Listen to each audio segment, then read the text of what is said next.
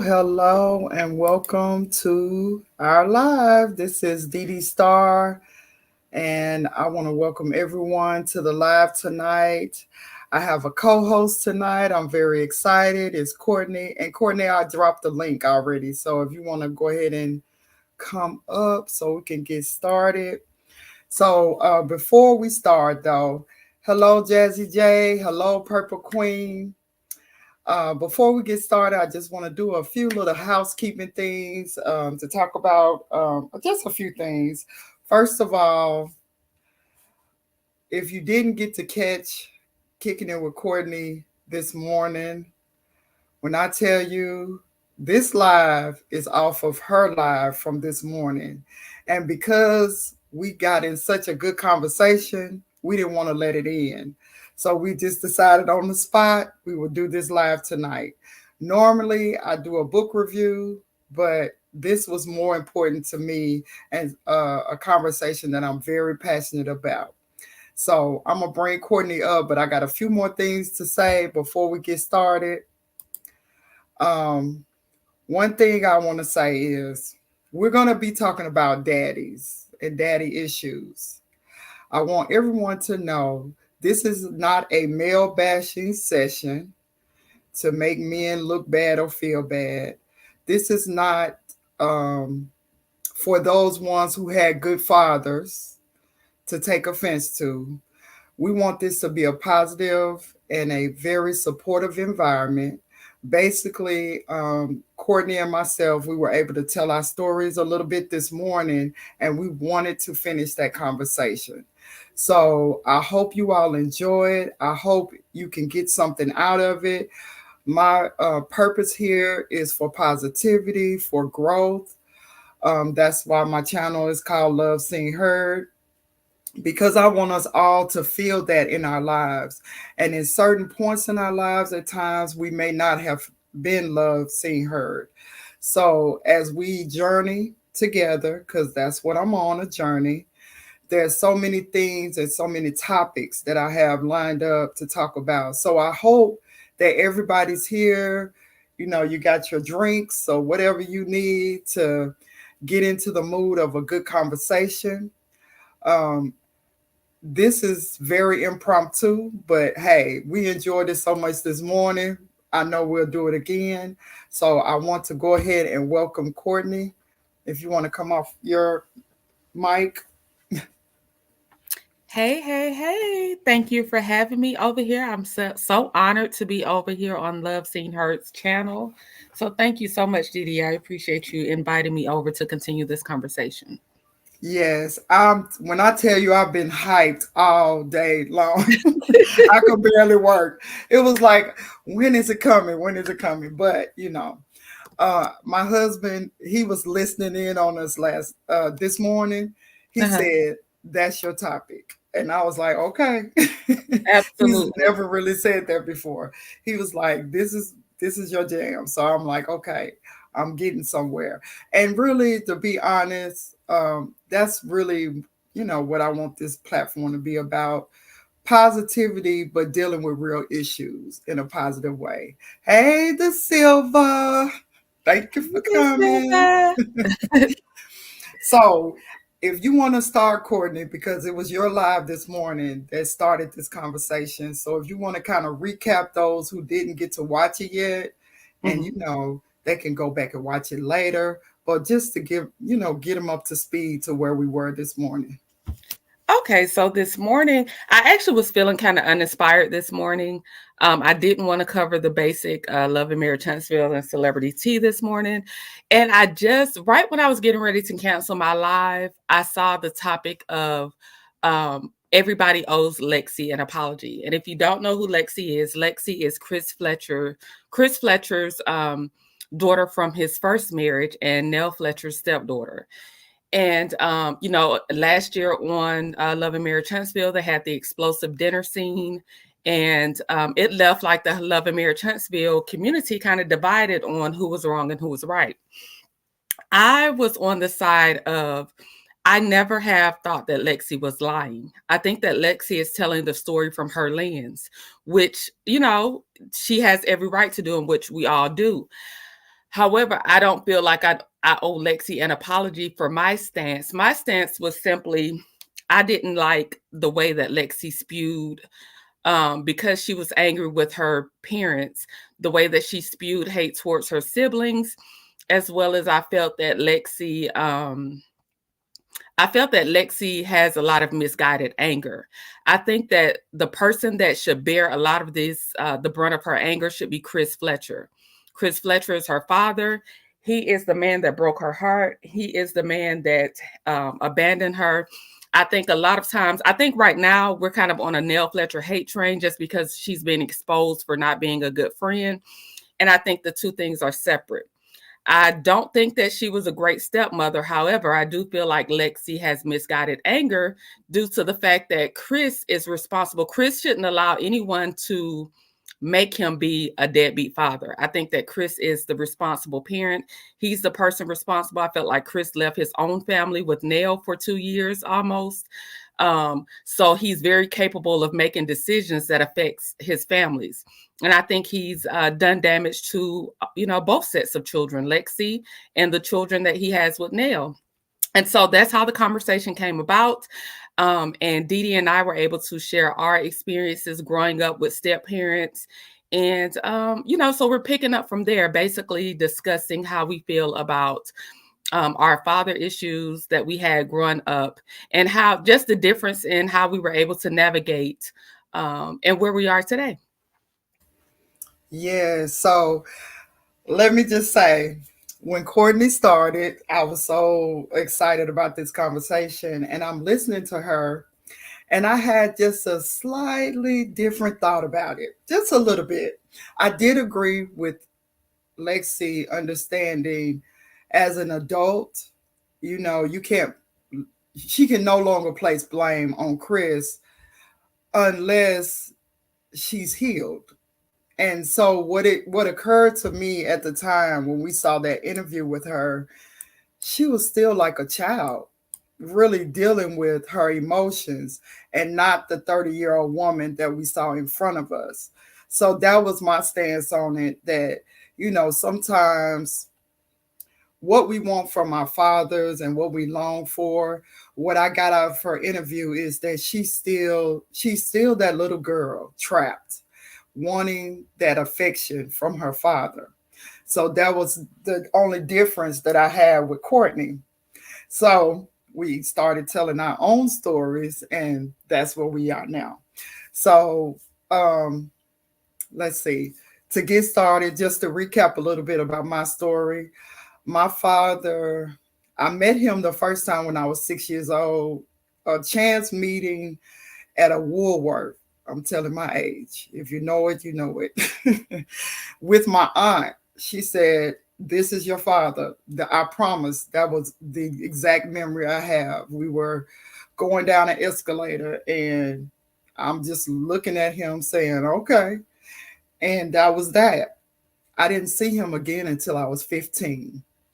Now, my mother and father was married when they were 18, so they were teen parents. My father decided to go off to the Navy when a little bit after graduation. And I think right after I was born, because I do have a book where I have pictures of him. So he was around sometime in that situation, but I didn't see him anymore until I was 6 years old. So of course I can't remember being a baby. When I was 15, there was a traumatic experience in my life, and not to get off subject because we will discuss that as well. Um, my mom called him and said, she needs you. So that was basically it. So the first time I talked to him, he called and I'm like, who? Because I, at the time, had a stepfather from the age 4 to about 15, 16. I think they got a divorce about when I was about 16, 17. I'm not sure. But that's the one I knew, and he was a horrible stepfather. So when this man is calling saying he's my dad, I'm like, who? What are you talking about? Because to be honest, I never thought about my dad in those years that I didn't see him. I had pictures of him, I knew of him, but it wasn't like, some children have this fantasy of, I can't wait to see my daddy. I can't wait to be with my daddy. The only thought I had of my father was if he was around, maybe he could help me through this horrible life I'm going through. That was probably about it. But I never looked for him. I never asked my mom a lot of questions about him. She would say things here and there, but she never really gave me any negativity per se about who he was or how she felt about him. She kind of just left that open. So when I got 15, my first time meeting him, he picked me up and he started picking me up like every other weekend. Now, I do have a brother and I have a younger sister that's special needs by my father. That's his biological kids. At the time, he was with a woman. And I'm saying all of this to kind of get you to understand why we were having the conversation this morning and how Nell comes into play. So, when I first met my father at that time, I thought he was married to the woman. I had no idea she was his side chick. Okay. So, interestingly enough, I had another stepmother that I had never met because remember, I didn't meet him till I was 15. So, he had been married in between my mother and this last stepmother. That stepmother is the mother to my half sister, just to keep going, keep the conversation going. So, this new stepmother worked with my father and they had a relationship. So when she decided that they were going to be together, my father, what I came to find out was an alcoholic and a drug abuser. I didn't know that my whole life. I had no idea until that point. So I remember riding with this lady in the car, and this is when she was my friend, okay? It changed, of course, but this is when she was my friend. We're riding in the car, and she's laughing, telling me how she told my little sister that she could never come to her house again because her mother got upset that they whooped her because she's special needs. So I don't know what she did. I don't know any of the story, but she's laughing, saying, and I put her out on the porch and told her mother come get her. So me at 15, I'm furious. I don't really know this woman, but I know I don't like her. That's what I know. But this is my dad's, as I thought, wife, so I have to deal with her because I wanted to form this relationship with my dad. That's what I did, made it nice. She also told me that she put my dad in rehab. And while he was in rehab, she took his check from work, cashed it, and told his wife to have a nice effing life after she gave her $200 and cut off all her utilities. I'm furious, but I'm 15. What am I supposed to do? So when I think about what Lexi was saying and why she blamed Nell, it's because I do have an understanding that sometimes women can come in and they show their presence in different ways. And for me, that gave her the name of the Wicked Witch of the West. And it got worse. But at that time, she didn't know I felt that way, but that's how I felt. And then it got worse. So I'm gonna cut it off here, and I'm gonna let Courtney go into her story wherever she want to tell, and then we'll continue the conversation. Okay, thank you, Dee. Okay, so my situation was I explained this morning that my mom, growing up, my mom had a drug addiction. So my mom would be in and out of prison, back and forth to jail, in and out of prison. Um, Back in those days, kids didn't really talk much. We knew to keep quiet when things were going on. We would go stay with our grandmother. One particular time, my dad found out that my mom was actually, he had found out about what was going on. And so I had to go live with him. Prior to that, my dad actually married his side chick too, the lady that he cheated on my mom with. He, married her. But my parents always had a pretty decent relationship. Um, so he married his side chick, and she was a really, prior to me living with them, she was a great stepmother. She took me places, she bought me things, she was really nice to me.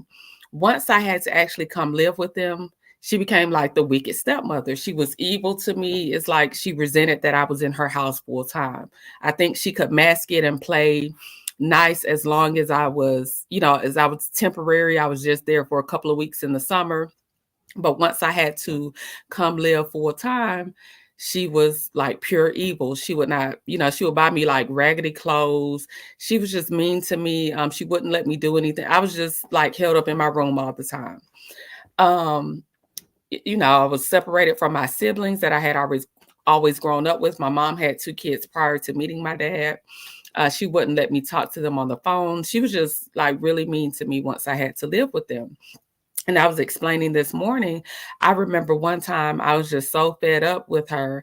I went crying to my dad asking why was he, because I was a daddy's girl. I'm my dad's only biological child. She could not have children. At the time I didn't know, but she could not have children.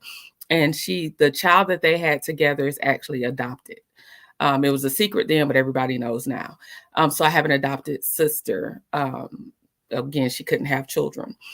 So she was, I went crying to my dad and I was like, why are you letting her treat me like this? Why are you not protecting me? I was just so upset. I was so fed up. I was so upset. I couldn't hold it in anymore. And I was in about the 8th grade at this time.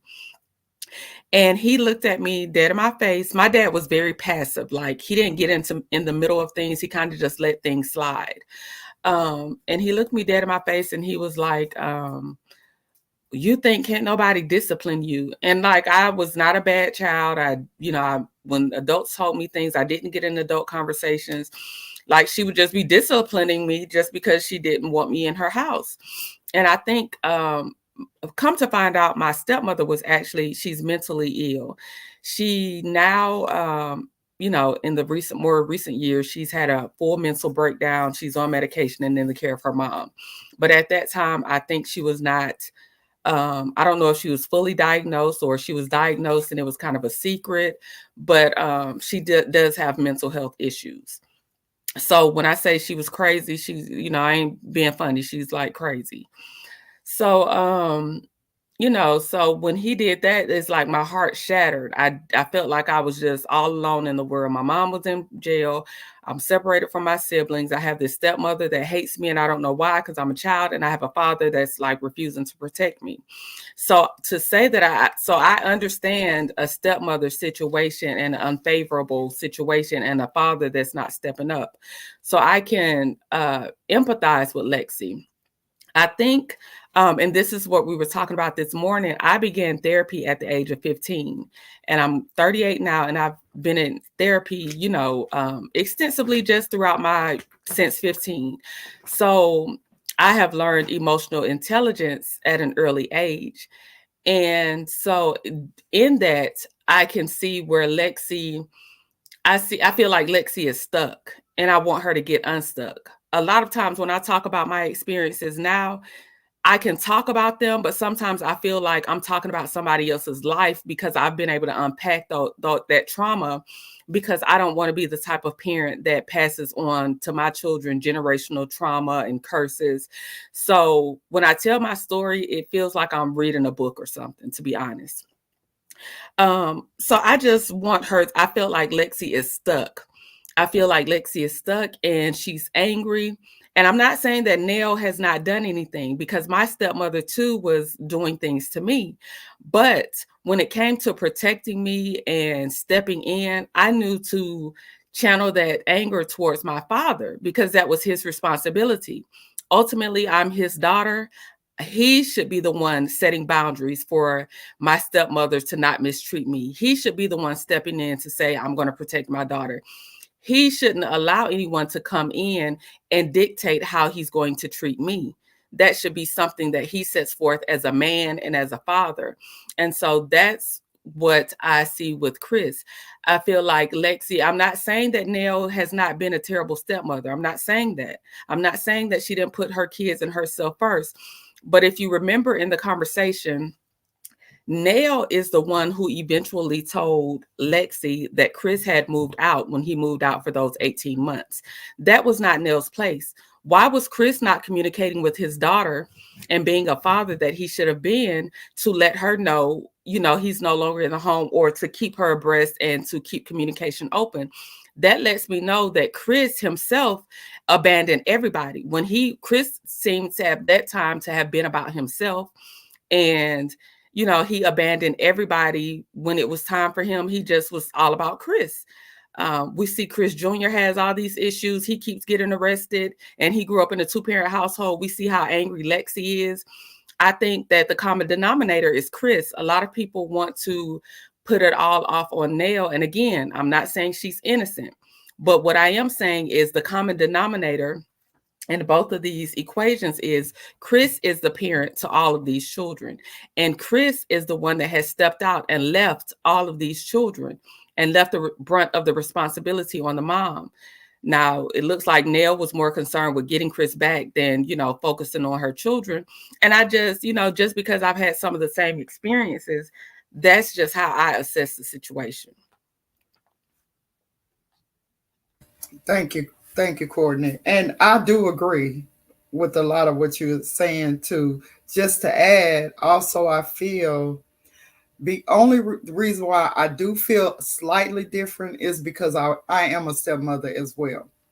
So when I got married, my stepdaughter was, well, of course, she's my daughter to me, but I'm saying step for the context of this content tonight. But she was 8 years old when we got married. So to me, I raised her.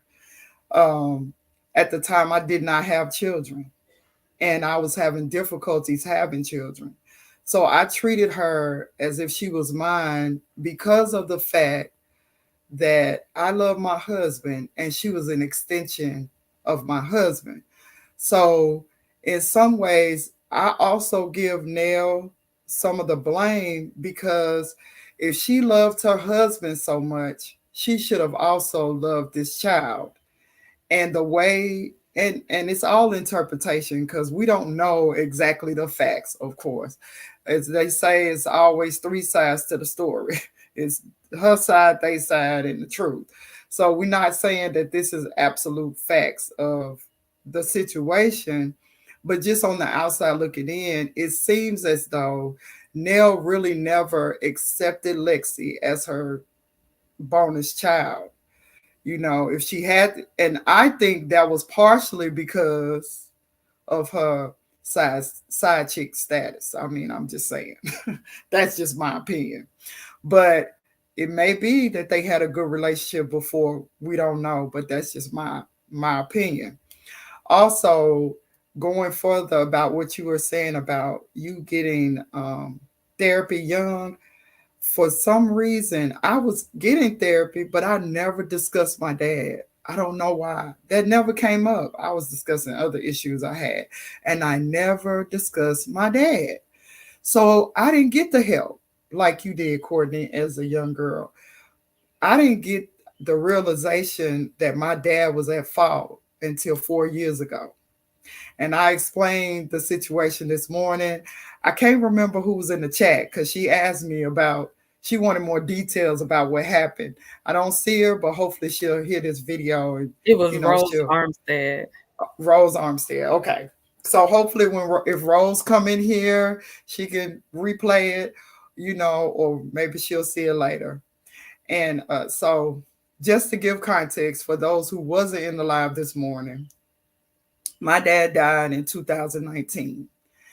And at the time, it was a lot going on because not only was my dad sick, my husband's mother was sick. I was actually my husband's mother's power of attorney. So, and I'm really jumping through my story, and that's because I'm writing a book on my story. So it'll be more detailed, of course. So we're just doing brief scenarios here because we're really focused on that interview. And hopefully, this conversation can help someone else that may be struggling with what we're talking about. So, anyway, back to the story. So, 2019, my mother in law has cancer and she has an infection. So I'm her power of attorney. So I have to take care of her. We live an hour and a half away from my hometown. My father, as I'm on the road going to take care of my mother in law, my aunt calls me, which is my dad's only sister, calls me and tells me my dad is in the hospital and he had a massive heart attack. This is like his third heart attack, besides having heart surgeries in between over some period of time. So, of course, you know, at this point, I'm still upset about our relationship, but I am the kind of person is, you know, when it comes to family, you should at least check in, you know, even if our relationship is not good, you never know what may happen. So I wanted to see my dad. So after we finished taking care of my mother-in-law, um, our hometown has a lot of hospitals. So the hospitals were just a little bit away from each other. So I told my husband, you know, my dad is in ICU. You can't stay long because the visitation's at a certain time. So please just let me go see my dad. He was like, oh, no problem, you know. So this is leading up to the last conversation we had, what I talked about this morning. I didn't talk about this part of it, but this is what happened while the other conversation came. So my stepmother, when I came in, it was like she saw a ghost. She did not want me there. So I saw my sister, I don't know what to call her because now I don't want to say that. But anyway, it was her daughter that was out there in the lobby. And I asked her where was my dad's room, and she was like, "Okay, okay, let me go tell my mom." So, like I said, when her mom saw me, it was like she saw a ghost. So I walk in, and at this time, mind you, I was no longer in the healthcare field. But before this time, I had worked on the cardiac ICU floor for a number of years. So when I walk in, as most medical people know, you're just trained to look at stuff. So I'm already looking at what he's hooked up to. I'm looking at his vital signs. I'm looking at all this stuff. I'm casing the room without saying a word because I know what all of this stuff means that's going on. So I'm saying hello to my dad or whatever. His wife is like barely saying hi, which is not unusual because it's been years that she really wasn't speaking to me anymore. So it was okay. I came to see my dad. Now, mind you, he's in ICU. It's getting late. I probably was only there 5 minutes at the most, maybe 10. So I told him, you know, I know it's getting late. I know visiting hours are almost over. So I'm going to come back. They didn't really give me a good response, but I just kind of let it go, decided I'm coming back anyway. So in the meantime, as I said, I have to take care of my mother in law. So I was tired. We had been gone all day, but my husband and I, since it's only an hour and a half away, we come home because I like to stay in my own bed. I don't want to stay. I want to go home. So we come home. As I'm coming home, my aunt is calling me saying, "What happened at the hospital?" I said, "What? What are you talking about?" She was like, and I should have asked my husband about this, but he don't care. She said, they trying to say that your husband came on to your sister, your half sister. I'm like, what? Remember, he's only in the hallway like 5 or 10 minutes. Now, my husband is the type of person, if he meets you, it's like he been knowing you his whole life. So he gonna always say, "Hey, how you doing?" And he gonna ask you about your cousin. If he know you, he gonna ask you all your business because that's just who he is. And so this is my little sister to him that he know of. He hasn't seen her in years. Now she's a grown woman. So he was telling me on the way, it's so crazy. As we're talking about it, that's when my aunt called. So he's telling me, "Hey, I was asking her how she doing, if she been married or whatever, because she grown. And he hadn't seen her since she was a little bitty girl." So she gave him some crazy answer, whatever. Well, we let that go. I'm telling my aunt, "No, he's sitting right here, and this is what he was saying or whatever." And I said, "Why didn't my half sister call me? Because I gave her my number before I left. If something happened, she should have called me. We could have had that conversation." Okay. So I just said, "You know what? I'm not in the mood. Let it go." So, long story short, we get my mother in law stable. Few days later, I'm telling my husband, "Okay, I just want to go make sure my dad is okay." Because he had a massive heart attack. They thought he was gone. So I said, "Well, let me just at least go and check on him." My husband's like, "Look, you can go. I don't want to be nowhere near these people."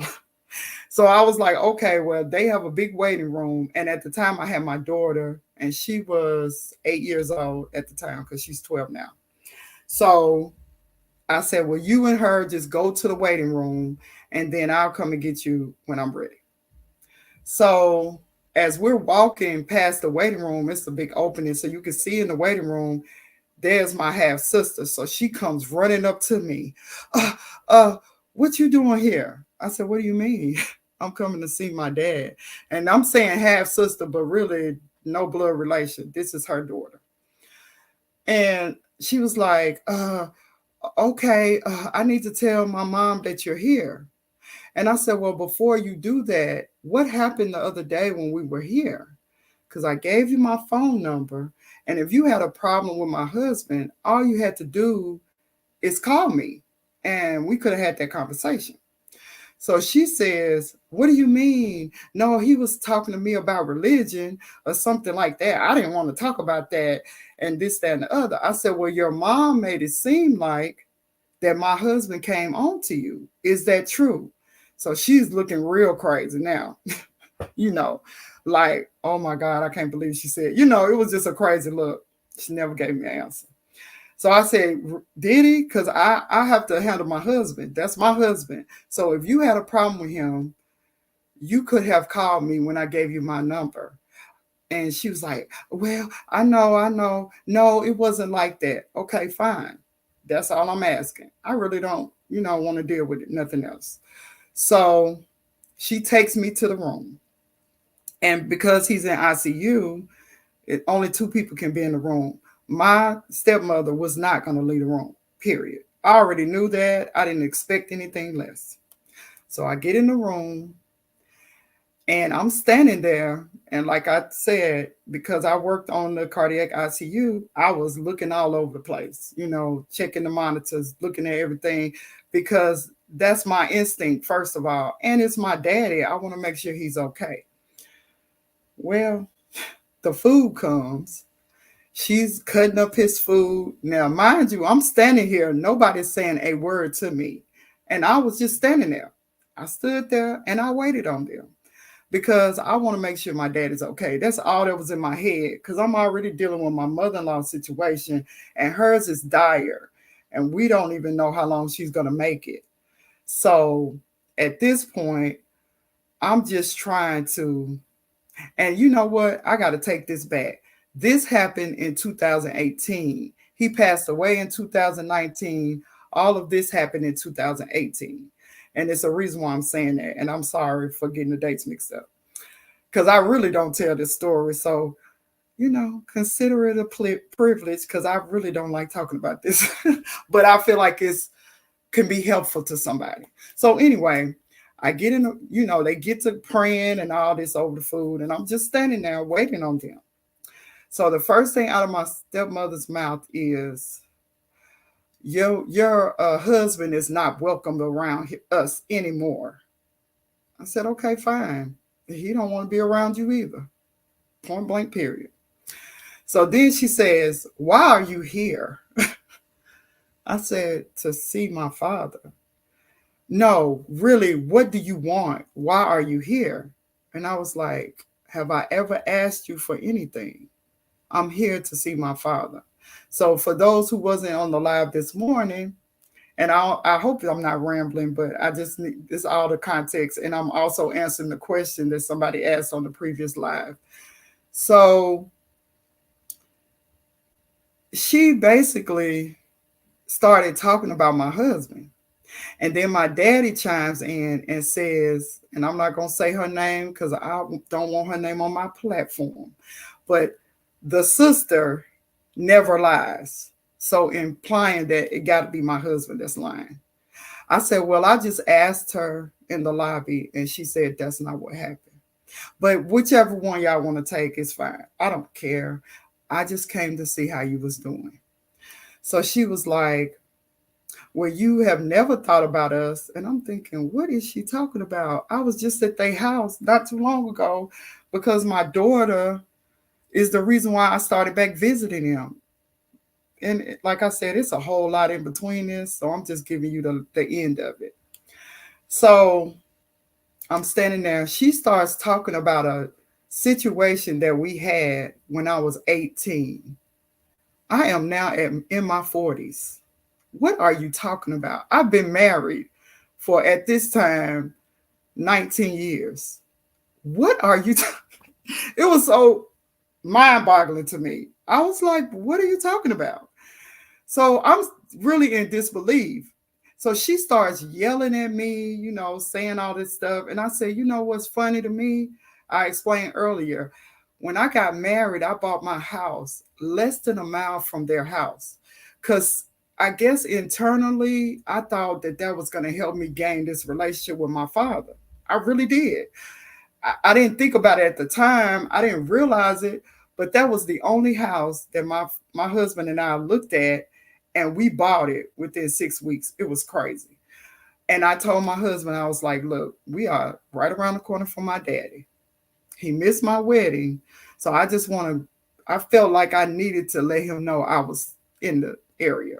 So I did. I went around there, told him where I lived, all that. So I lived in that house for 18 years. 18 years. My daddy came to visit me 3 times. So for her to sit here and say I wanted something from them, it was laughable. So I was like, I'm not even going to give that any energy. And then you bringing up something when I lived with you at 18, it's crazy to me. I've seen you plenty of times in between. You've never said anything. But now all of a sudden, this is an issue because you couldn't get me on my husband. Now you're going to get me this way. So it got heated. And I was trying my best to be respectful because I'm from the South. You don't disrespect your elders. That's how I was brought up. And I believe that. I'm not so much like that now, but that's how I was. So I'm standing there and she's yelling at me. And I told, I'm standing there really hoping my daddy is going to say, hey, calm down. You need to be quiet because remember we're in the ICU, so it's glass doors. People can hear. The door was not shut; it was just the curtain drawn. So I'm saying, what is this about? Why are you acting like this? So she's just going in. The next thing I know, she looked at me and said, "If you don't get out of here, I'm calling security." because she couldn't break me. She tried so hard. And I'm one of those people, because I said I worked in the ICU. You have to have your face on. You don't have time to cry. You don't have time to get scared. You don't have, when it was time to get in action, we in action. That's why I had to leave the job, because I was always on 24 hours a day, always ready for something to happen. So I know how to stand and take it. So, but when she said that, it hit me at that point. You need to leave because he's not going to protect you. And now looking back, that's what I think I was looking for, him as a father to protect me, not just because she was his wife or whatever, but against whoever, that's how I felt. When I thought about it, I was like, this is too much. So I ran out.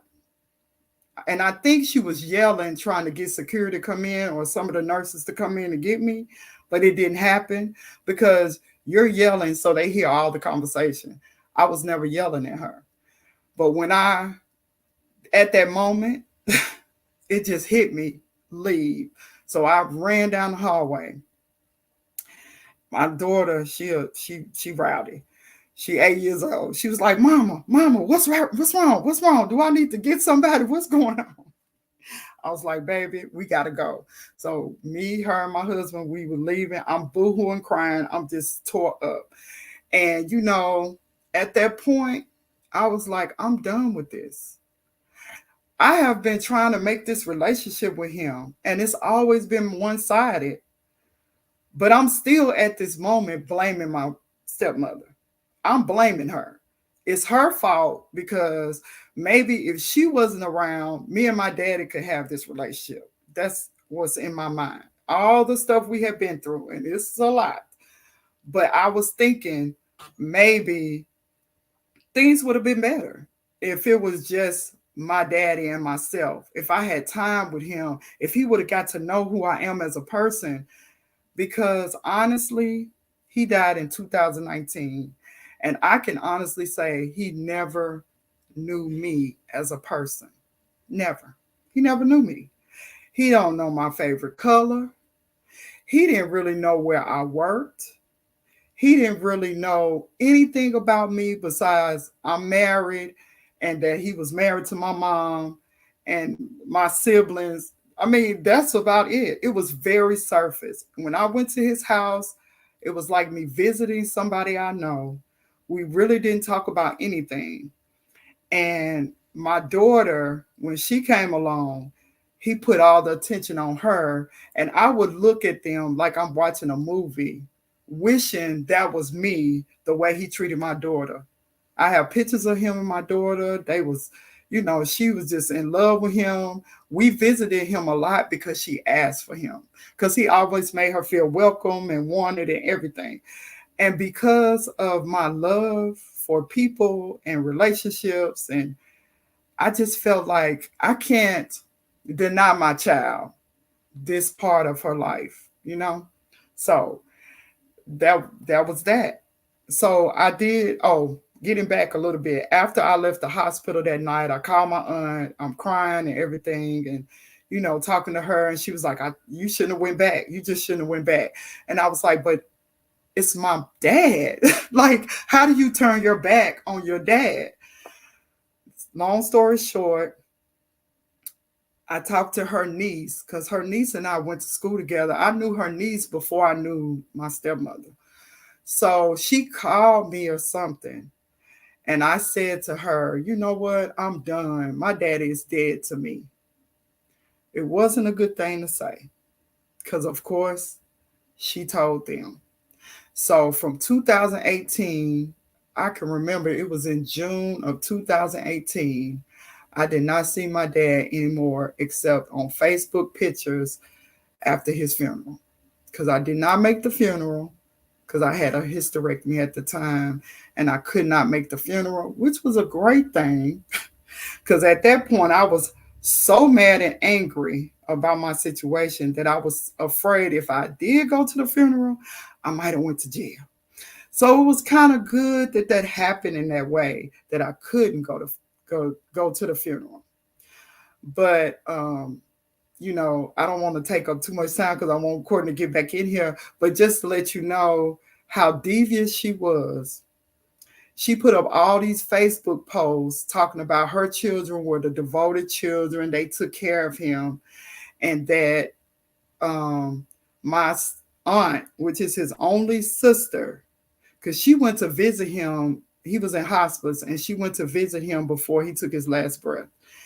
She put in a Facebook post that my aunt disrupt him from passing peacefully or something to that. I don't know the exact words, but it was something to that. And that hurt my aunt so bad because that was her only brother. My grandmother died when I was 13, their mother. So that was her only brother. And for you to say that at the end of his life, it almost took her out. I mean, I remember her calling me crying boo-hoo and talking about it. Like, how could she be that evil? And then I found out that on my daddy's side, that situation I had it when I was 18 with her, she had told my daddy's family during the funeral preparations and stuff, like it had just happened. So they thought that was a new situation.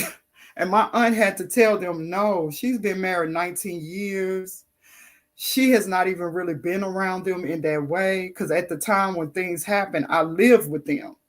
But that's how much she did not want us to be around my father. She did not want that relationship. So I'm saying all this to say, even though we have different in opinions in some ways because of our experiences, really, it's not that we really differ because I do believe what you're saying too. And I think two things can be right at the same time. I can see the way Nell treated her at that table on the show. Nell really didn't have it for her. And I really feel like she wouldn't have had it for her because she was the side chick. She didn't want Lexi around. She had her own children. And then once she had her kids with him, Lexi was out of the equation. So that's my feelings only from experience. And that's, like I said before, disclaimer, don't have to be the truth. I don't know these people. I don't know what their relationship really was. But from that interview, that's what I took from her. From the show, that's what I saw. And like Courtney was saying, I don't think she got any healing behind that because the way she talked about him was as if she was that little girl trapped. And I understand that because I was a little girl still trapped just 4 years ago. And after my dad died, is when I had to go through the work of really understanding that relationship and really understanding how to let it go. So I'm gonna give it back to Courtney, and also me and Courtney can have some conversation too. And I don't know how long everybody want to stay, but we'll open up the floor and let people come up on the panel as well in a little bit. But that's the main part of my story. So my thing is, no matter how old you are, no matter how absent that relationship is in your life, it doesn't define your life because I have been able to do great things without my father. My father, this is my second house that I bought. I moved to a whole nother state and we bought another house. My father has never seen it. He barely saw the first house, but I'm still living. I'm still thriving. My family is still going, even though I did not have that relationship. And another thing, before I turn it over to Courtney, one more last thing. The other thing I realized is I got healing from watching my husband and my daughter and watching my husband with our other daughter. The way he is a father to them helped me to appreciate what a father should have been in my life. So it gives me joy that my daughter does not have to repeat the cycle because she does have a father in the household.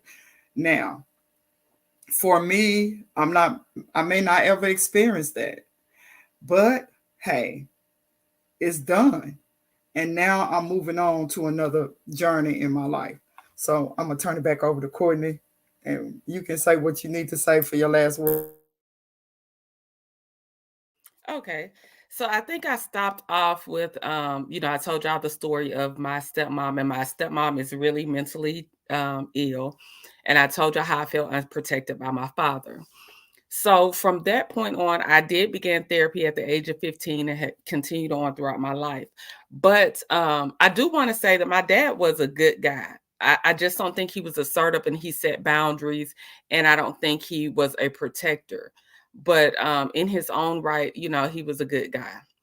So, and I do know that my father loved me. I do know that he did love me in his own way. And I do want to preface by saying this. This is something that Love Seen Her, Didi said earlier in my live earlier.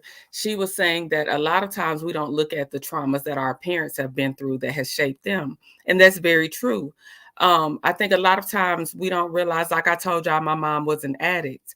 To be honest, my mom didn't meet her dad until she was my mom met her dad like when she was a senior in high school. And the way that she met her dad was she befriended this girl in high school. And the girl, my mom's last name, the girl's mom was dating my mom's dad. And they had the same last name, and she looked really similar to her. And the girl was asking my mom, did she know him? And that's how she reconnected with her dad as like a senior in high school. He was playing dad to somebody else, and he wasn't even playing dad to her. So a lot of times we have to dive into other people's traumas.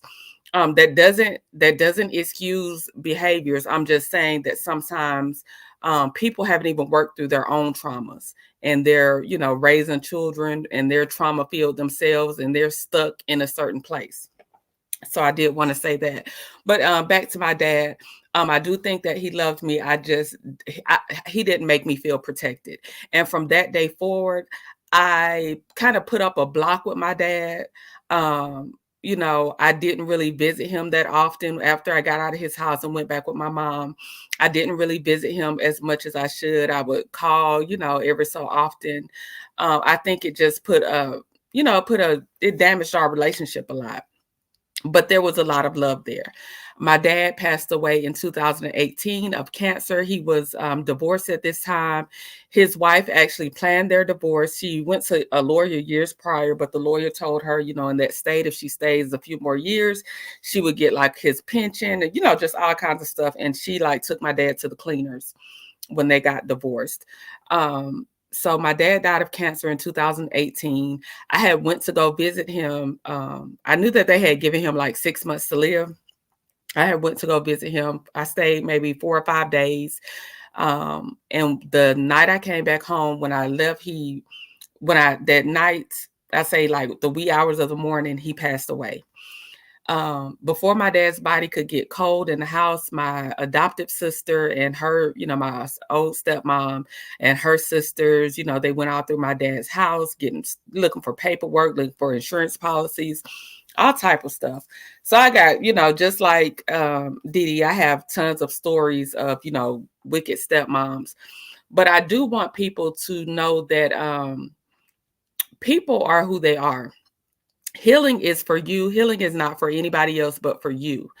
I don't ever want to give somebody so much power over me, over who I am, that I'm stuck and I cannot progress. And I feel like that's where Lexi is. I think that the easy thing to say is, this woman made you do this to me. This woman is the cause. If it wasn't for her. And with me, I feel like a man should be assertive. He has the responsibility to say, this is my child. This is what I want to do. He's responsible for picking his mate. If he's picking someone that does not have the capacity to show love to their children, then he's doing a disservice to his child. And so my anger and my direction has always, when it comes to that, it has always been towards my dad, because I just always held him accountable for the decisions that he made that affected me. Yes, I had a terrible stepmother, but again, that was his choice. That was somebody that he brought into my life. That was somebody that he allowed to affect me in certain ways. So, I just always, I always held my dad accountable for the things I experienced with my stepmother and her not being a mother figure to me. I really have never had a woman in my life to show me how to be a woman. I had to learn how to be a woman really watching TV. I have an older sister, I have aunts, but I didn't have anyone to really sit there and take time and show me how to be a woman because my mom was drug addicted. I didn't have a stepmom that really cared about me. My dad wasn't protecting me. So I have tons of stories. Okay, so back to my dad passing away in 2018. They rumbled through the house. They got everything. They did some kind of trickery and got the house left. My dad, we had a power of attorney. They act like they couldn't contact me. And the house was left to her. She ended up losing the house. I didn't know I could sue until, years later. But by that time the house had been foreclosed on. I never got anything like a t-shirt or anything out of my dad's house that belonged to him. To this day, I never got like anything of sentimental value, like to remember my dad by. That's just how treacherous and vicious they were. They were just self-serving people. But I say all that to say, like I said, healing is for you. I could hold on to all of that and harbor on, all the things that they did to me. And I'm telling you all this because um, I remember what happened. I know what happened. But I want to move forward. I don't want that to pigeonhole me. And as far as Lexi, I want I just see that she's stuck. I just see that she has so much anger. And some of that now this is where I kind of have my own opinion different from Didi. Me and Didi agree on a lot of things, but I think that Lexi is telling her story from her lens, as we all do. We're telling it from our perspective and our lens and our feelings at that time. What I do think that is I think that Lexi's mother, there were some things in that interview that I just saw. I don't think that the mother is lying. I'm not saying that they're lying, but I did notice when it came to, they were asking, like, when it was time to go on vacation, and she would tell Chris that she wanted to come stay with them. Why couldn't she go? The mother would say, Chris would tell her to ask her mother. And they never answered the question on what the mother was saying. Mind you, Nell was the side chick to this woman. I am not in total belief that she was just so healed and so willing for her daughter to spend so much time with these people that had broken her heart.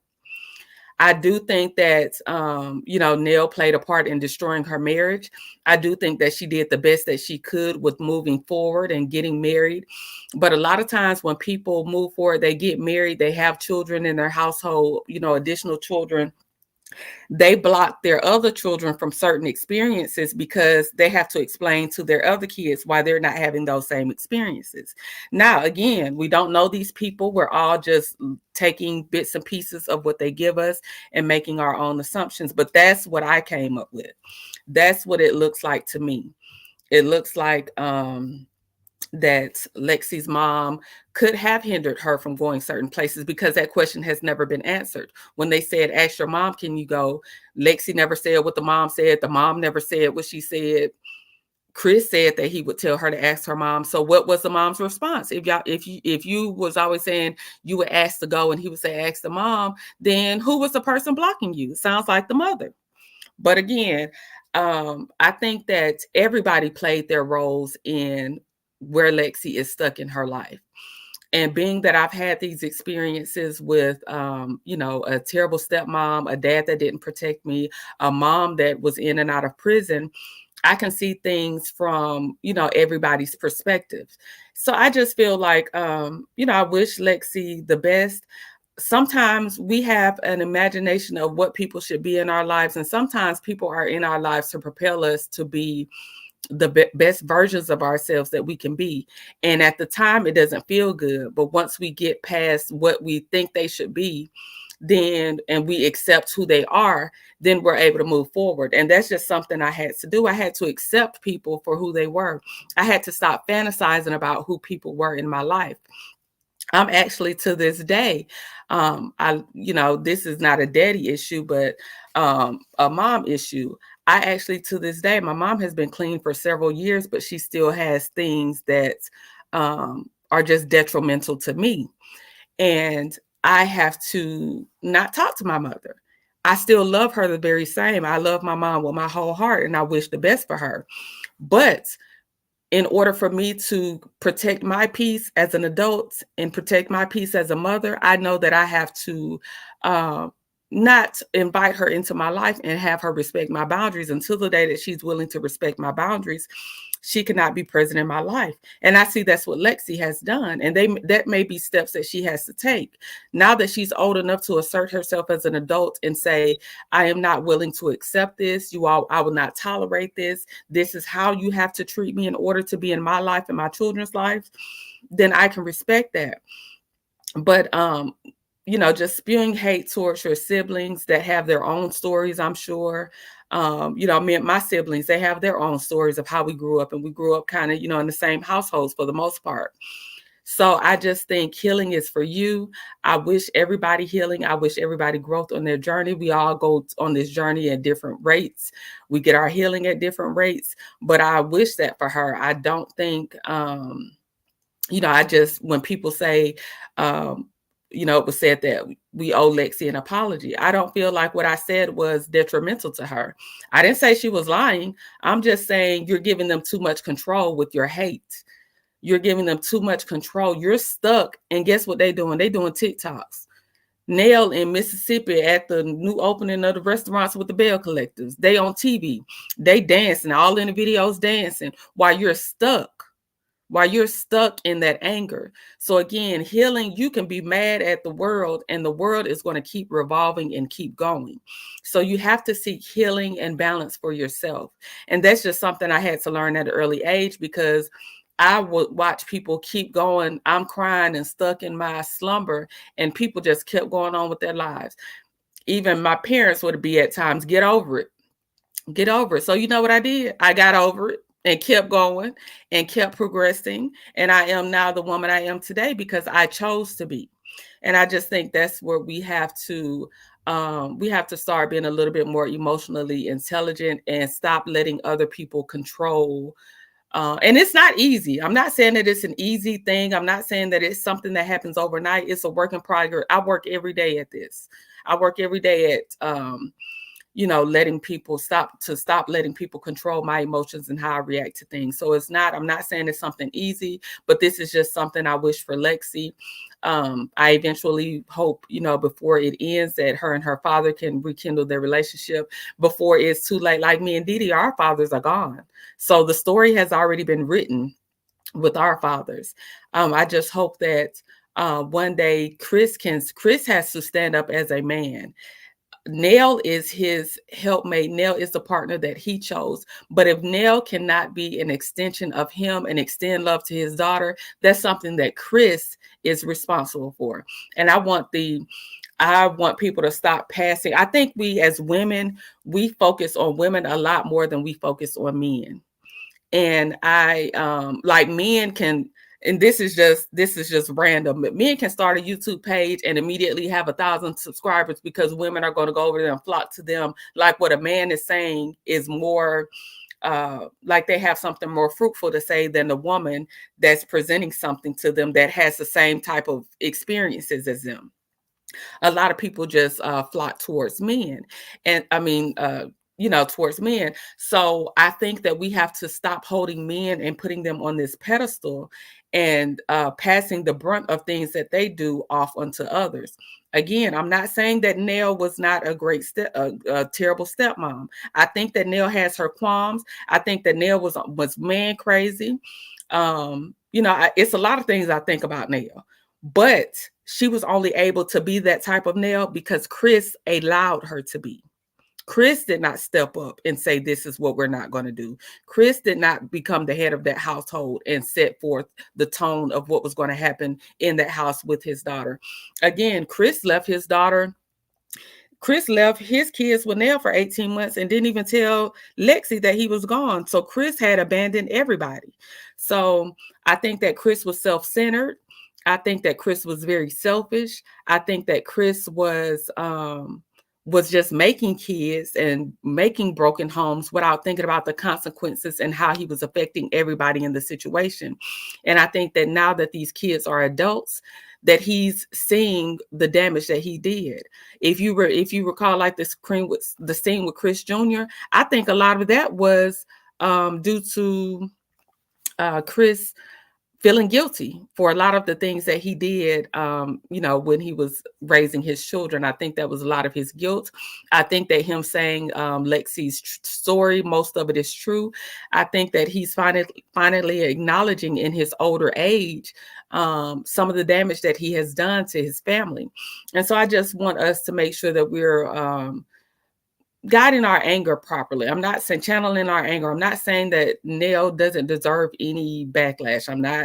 I don't want that lost in the sauce. I do think that she has a lot of things to rear to. And I also think Lexi's mother too. I'm not my personal opinion. I'm not omitting Lexi's mother either. I think that Lexi was 2 years old when her parents split. It's very rare that 2 year olds have memories. Lexi could be very well one, but that's a very rare occasion. I think that her mother has put a lot of things into her head.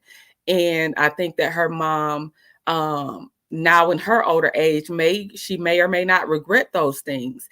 And I think that because people are well spoken, sometimes we don't look at the issues. We don't actually listen to what they're saying because they're just so well spoken, and the mom was very well spoken. But she did, the 2 points that I made, she didn't say whether or not she was letting Lexi go when they would say, ask your mom. They never addressed that. And Lexi speaking about her being Nell being a side chick, honestly, at 2 years old, Lexi wouldn't know that unless it's something that her mother told her. I knew that my stepmom was a side chick because my mother told me. That's how I knew she was a side chick, simply just being honest. My mom told me that was the woman he was cheating with, so that's how I knew.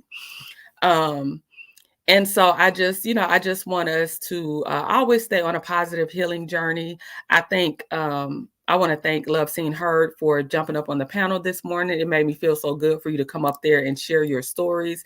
And we had a great conversation. I thank you for inviting me on tonight to have this great conversation. Um, I appreciate everybody that's come through with your comments and supporting us. And I just think this is an amazing conversation, whether or not, whatever side you're on, however you feel. I just think that this has been a great, awesome, amazing conversation. And I'm so appreciative to Dee Dee for having me on. I really appreciate you, Courtney. And you know what? You said some things that also made me think of other things. We're not gonna be here all night, y'all. I promise.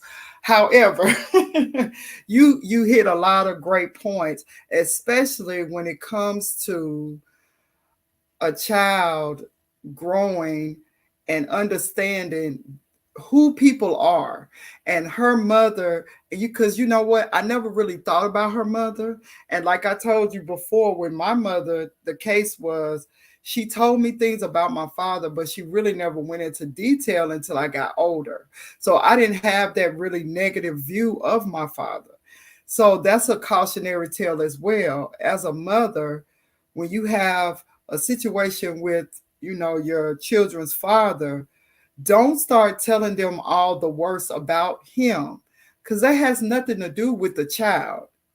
Another issue is, unless it's a dangerous situation, and we see this a lot, we as women have to quit halting the relationship or stopping the relationship between our children and their fathers. Unless it's dangerous, they need to see that man for who he is and allow them to make that decision of how that person will fit in their lives. And the reason why I say that is because, like we've kind of talked about with our both of our situations, though different, we had to come to the conclusion of who our father really was. A lot of children don't get that chance. And if they did it at a young age, that would help them grow emotionally as well as mentally, because they'll be able to make a decision as an adult whether they really want this person to continue to impact their lives or not. And with Lexi now, she's married, she has children. the relationship is so strained that her children are missing out on the grandfather. And as I was mentioning with my dad, he had a great relationship with my daughter. I love seeing them together. I love them talking and playing and him really being able to be a grandfather. So I wouldn't, steal that time from her because now he's gone. She's growing up. And the one thing she could say is that she saw him, she spent time with him, she got hugs and kisses from him. I didn't get that, but she was able to feel that. And that makes me proud as a mother that I didn't restrict her because of my own anger. So we as women, we do have to be careful of that situation. And another thing I didn't say that Courtney reminded me of about how they take everything, because my stepmother did the exact same thing. She took his house, she took everything. The only thing I have of my dad is the Facebook pictures that I was able to capture before she took the Facebook post down and locked us out of Facebook. That's the only thing I have of him.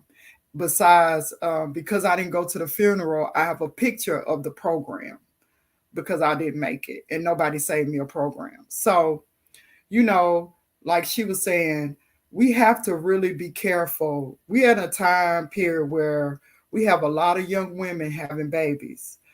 And I feel that as older women, we really need to help them to navigate that space. Now, granted, a lot of these men, I'm not male bashing, but I'm just saying, we talk about it all the time. They don't do what they're supposed to do.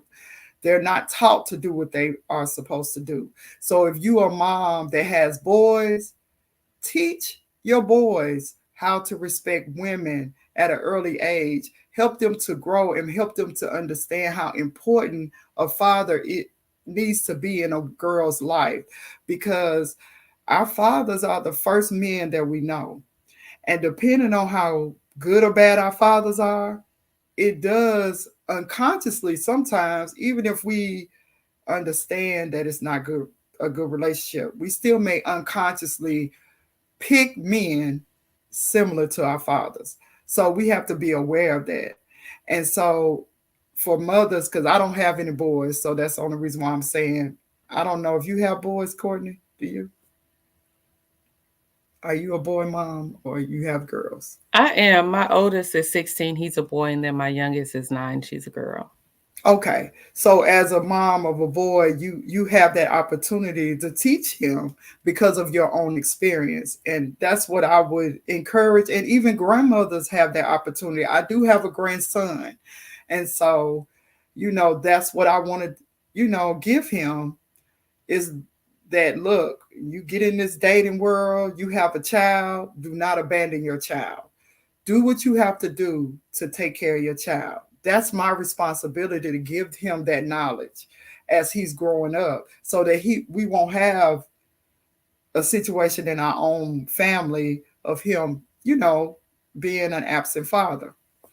Also, I wanted to say that with the mom situation, I promise you, I never thought about it, Courtney. You had so many good points. I can't even go back on them all.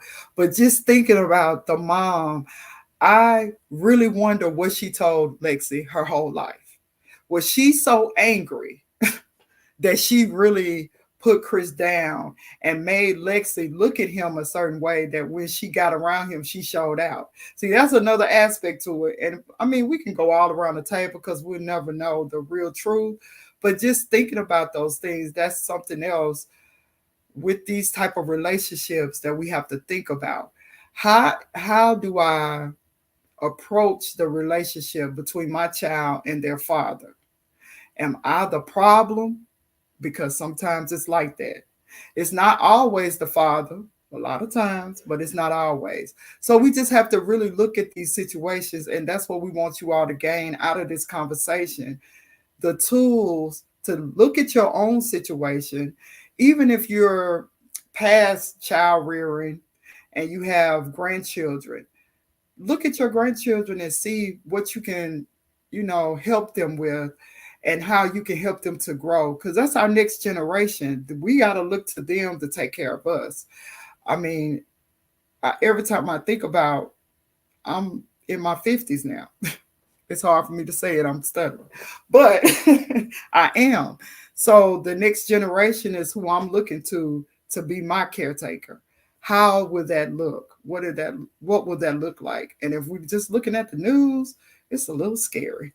So it's all of our responsibility to make sure that we are given the tools. Because I think Soul Star Music Lover, she brought that up about giving the tools. And I'm sorry, you all.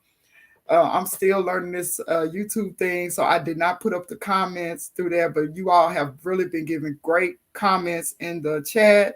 I've been trying to respond as much as possible, and also keep my mind focused on what the subject is at hand. So I do appreciate everyone here. If I did not say hello to you, charge it to the game, not to my heart, because I really, really appreciate you. Like I said before, Courtney and myself, we just really came up with this conversation. It wasn't really planned until today. So I'm really honored that you all came in and really wanted to hear what we had to say in the commentary that we have. So before I open it up, I did have a little problem. I don't know who that was that came up in here, but I got them out. So I do want to offer this. If you like anybody who would like to be a moderator, because I need one, I see, because I'm already getting a troll. I'm like, what he doing up in here talking crazy? So if anybody would like to be a moderator, please hit me up at loveseenheard@gmail.com and give me your YouTube name, and then I'll reach back out to you, because I see I need some, because if I didn't catch that one, there's no telling what he would have said, because he was going with some crazy talk. So I do appreciate everyone. Also, before I open up the floor, I do want to say that I am on a journey, as I mentioned, and this is a little bit off subject, but I want to say it before I forget it. I was thinking that we in the summer, everybody want to get their health together. Some people have started. Honestly, I have not. So if you like to go on a health journey with me, I do want to just have support, and you can think about it, let me know, just hit me up. You can DM me on my Instagram. It's everything is love seen heard across the board.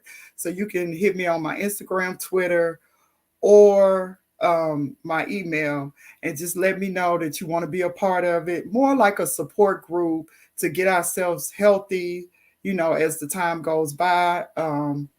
I can't say I'm trying to be a hot girl summer, because we already in the summer. So we passed that. We're just trying to get healthy for life. So if you like to be a part of it, I'm gonna give some more details about it. I'm getting it together, but it was just something I've been thinking about, and I wanted to offer it to whoever would like to be a part of that support group. So I'm gonna go ahead and drop the link. And also before that, please hit the like button. Please subscribe to Kicking It with Courtney.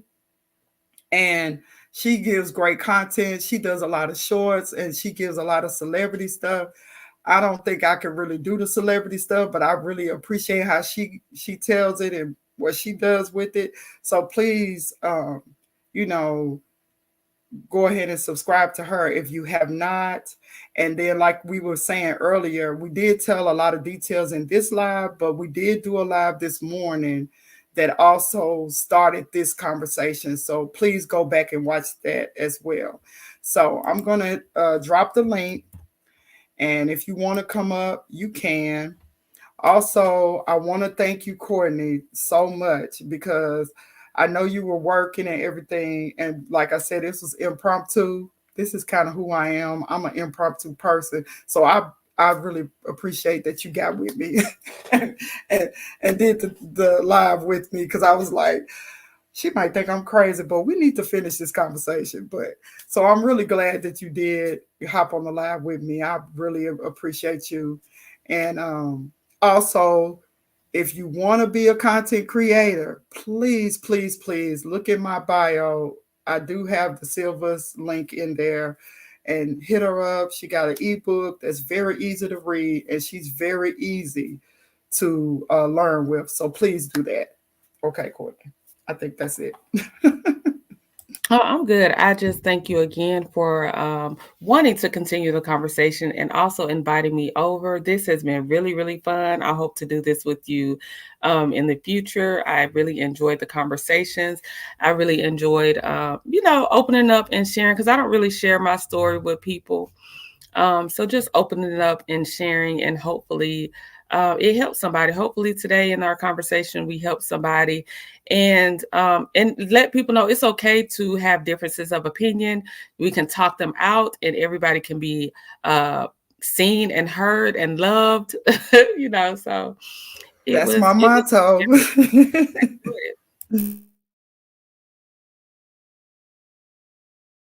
Oh, it's cool. You can come off mic. I was just saying that's my motto. That's what I believe all people need to be: love, seen, and heard. And exactly. I think that this is probably the start of many conversations. Hopefully, I hope that if there's content creators around that see this content, that they will even start the conversation, because it's not really just our community that's having this problem. All communities are having this problem. More and more as time go by, we are seeing many different women speaking about their dysfunctional relationships with their fathers, however it was. So I'm hoping that people will talk about this more, you know, and I would love to talk about the mother issue because I didn't really get into that, but I got stuff to say about that too. So, Yeah, like I let's talk said, about the mammoths. Let's talk about the mammoths because I got stories. yeah. Ooh. And the different dynamic with us, you were the youngest, I was the oldest. So I was Okay. oldest on my dad's side and my mom's side. I'm the oldest of Okay. six with my mom and three with my dad. Well, if you include the steps, then Mhm. that would make five. So I'm the oldest of everybody. So therefore, I had to grow up basically. So yeah, that would be a great conversation to get into.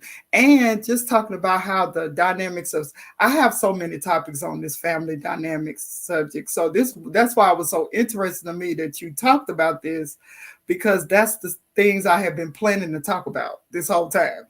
Like I got a book full of Awesome. stuff that I Awesome. want to that I want to talk about. And that's why I said I don't think I could really get into the celebrity stuff.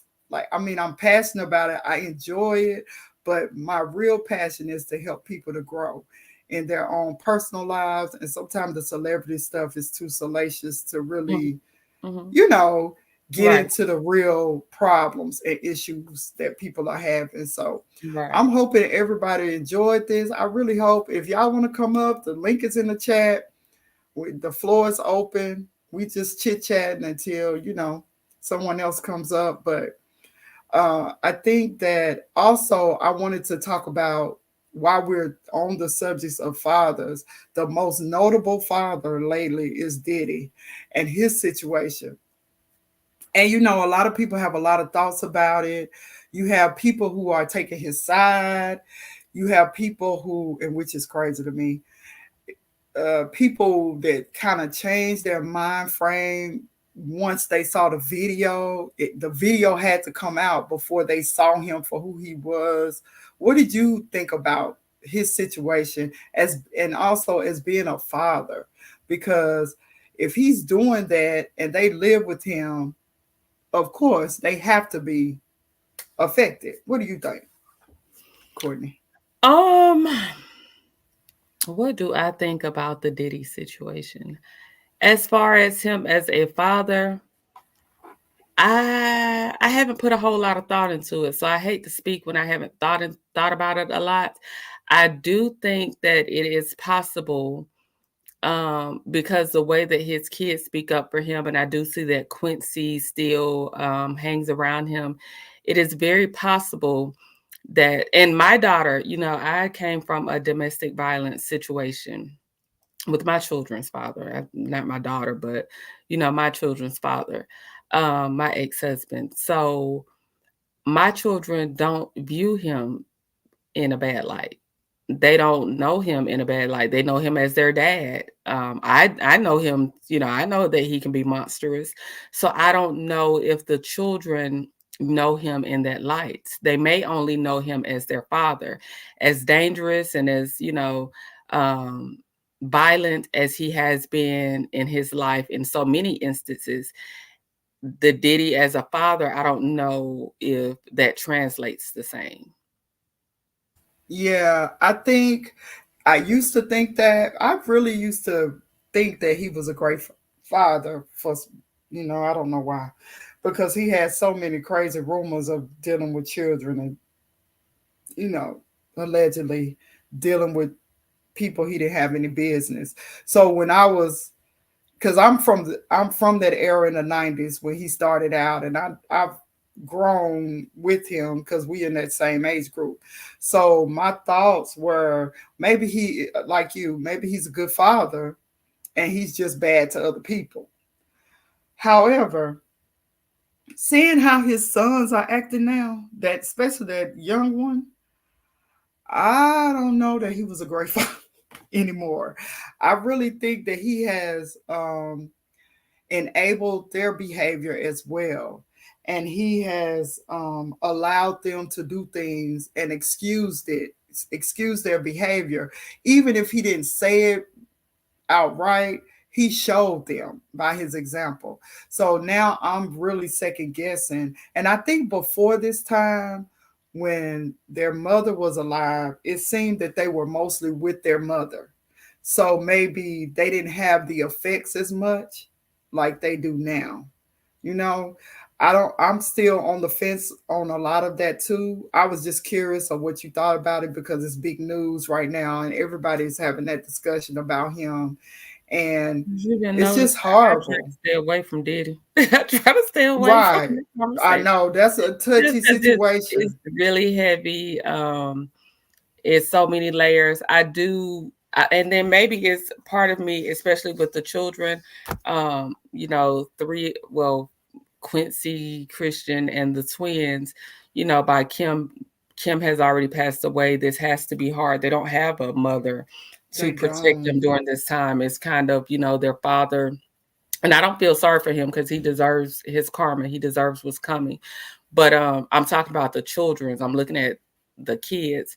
Yeah. Um, they don't have a mother, so now they're going through this with their father, and we just don't know what's going on behind the scenes. So I just send sincere prayers to them, and for their mental health, and that hopefully they have people or somebody in their lives that are shielding them and covering them in prayer, and even the adult children, even the adult boys, I hope that they are this is a learning lesson from them. They can pivot in life. If they are on the wrong Yes. track, they can pivot.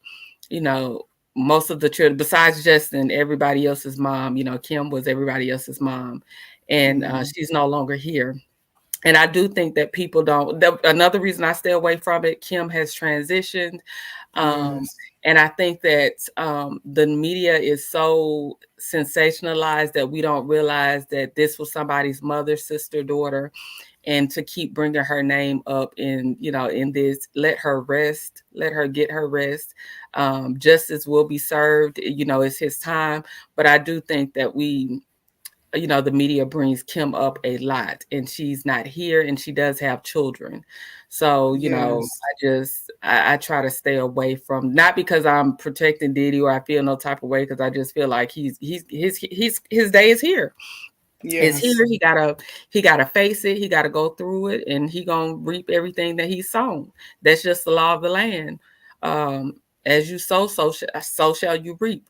But Yes. I just try to be Yeah. compassionate towards his children because they don't have, there's like two parents gone, just about. And that's I that's see it hurtful going to to Diddy. see. Yeah. Yeah, it hurts me to see that too because people are very negative toward the children.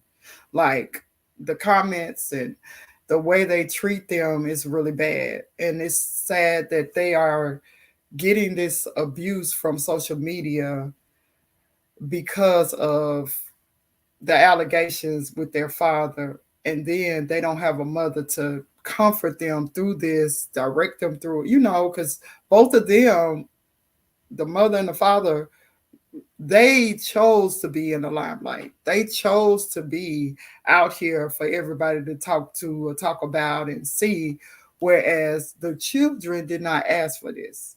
And now that it's a difficult time for them, it is really sad. So I do agree with you. And I'm just asking because of the subject that we're on and talking about fathers and not going into any details about the actual allegations, just, your view on Hmm. what the children are experiencing right now. And when But I say, I don't say he's a good father. I think right. in his kids' eyes, a lot of times Yes, yes. we be looking at the media and what be going on in the media.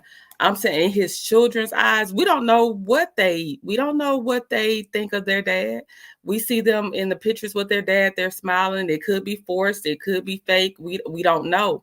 But I'm saying from my experience, my ex-husband was very abusive to me. My daughter loves him to pieces. He loves her. She doesn't see that side of him yet. She hasn't experienced him being a monster. I know what he's capable of. I know the person, maybe he's changed. He could have, it's been years.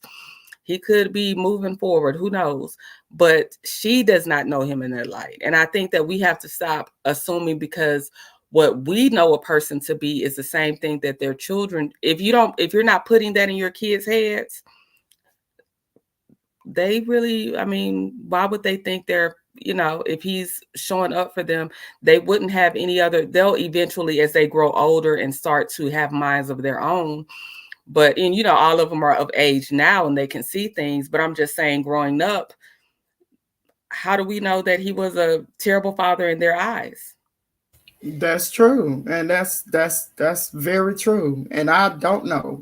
We just see what we see in the media and everything. And so we really don't know. And it could have been they were really shielded, for years until, they don't have that shield anymore.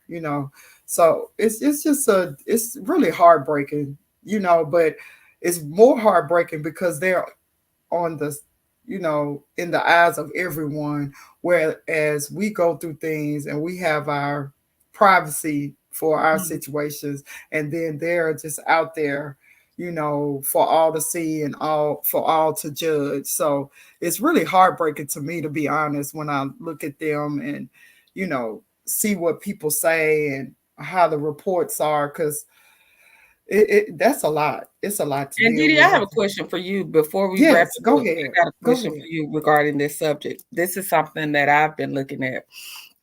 Okay, so I was going to cover this on my page, but I'll go ahead and talk about it now, real quick. Okay, Young Miami. She Mm. has been getting a lot of backlash because she was like Diddy's last known, girlfriend. Um, I People praised her prior to the allegations, or prior to the scandal. They praised her for dating a billionaire, getting his money, being kept, and now that the videotape and all his drama is out there, she's under attack. What do you think about that? It's a difficult situation, and like I said before, I've had many experiences. So I feel for her.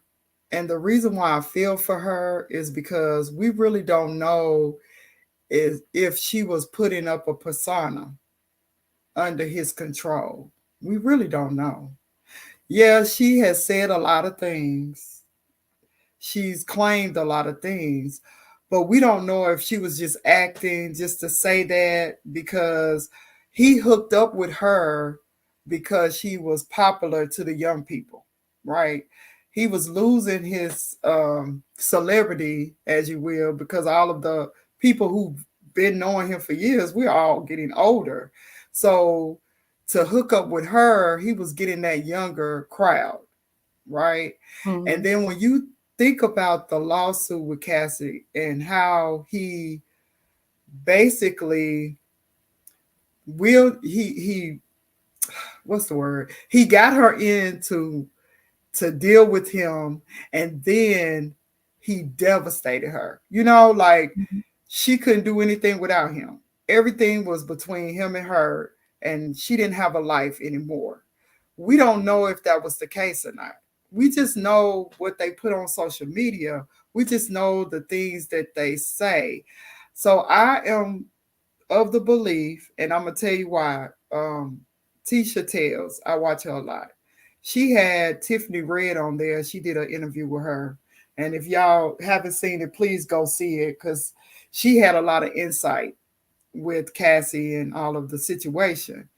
And one thing she was saying was, give her grace because we don't know. She very well was a victim too and had to do what she had to do to survive just as well as Cassie. We gave her grace because we found out all the horrible stuff that she had to live through.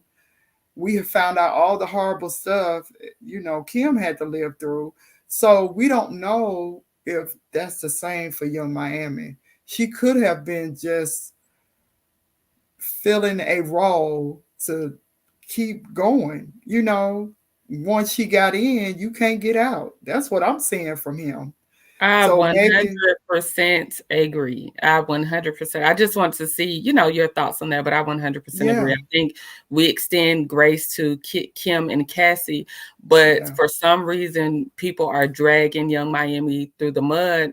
And she was not, she was a, girl from the South, not really just coming up in the industry. He's been in the industry for years. And I think that he's using manipulation tactics and money to control the situation. He gave her a show, all types of stuff. So people, I don't see why they're not extending grace her way either. They were praising her when she was doing it, but now, it's like she's more the villain than he is. And I don't understand that.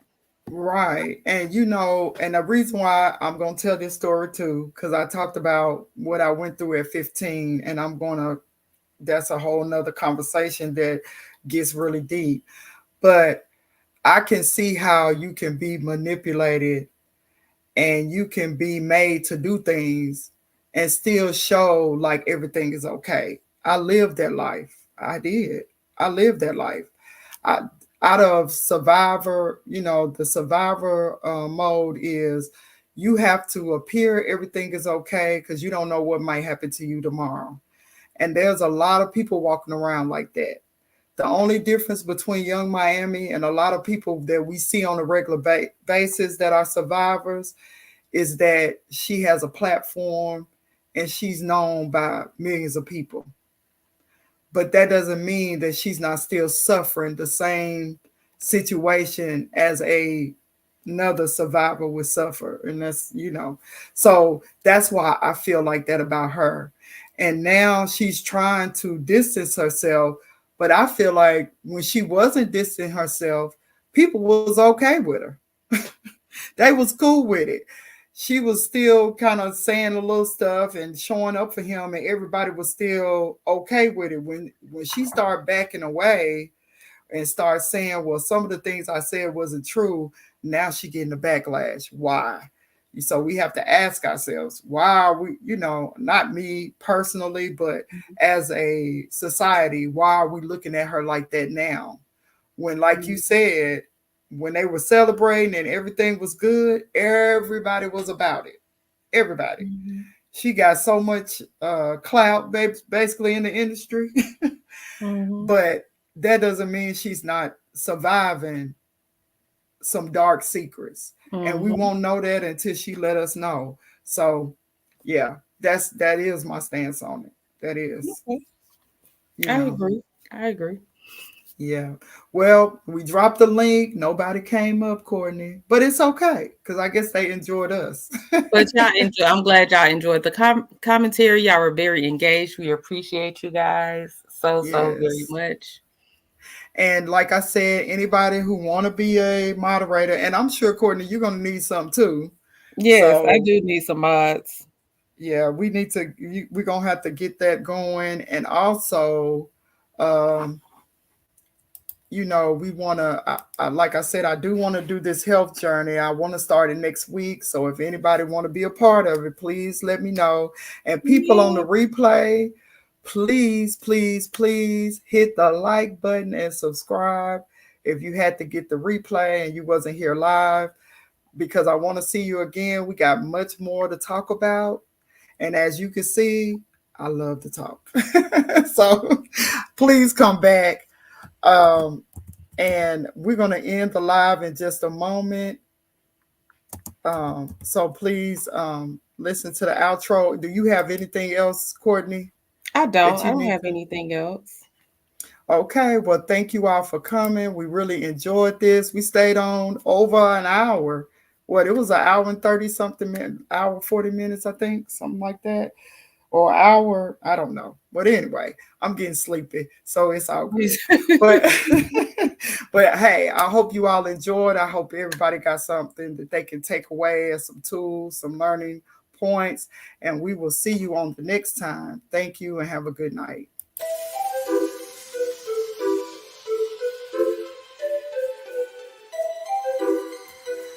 Courtney, can you hear me? I can hear you. Okay. I was gonna end it, but I didn't know if they can hear us through the music, so I ain't gonna say much yet Okay. because I don't know. This is new for me. Okay.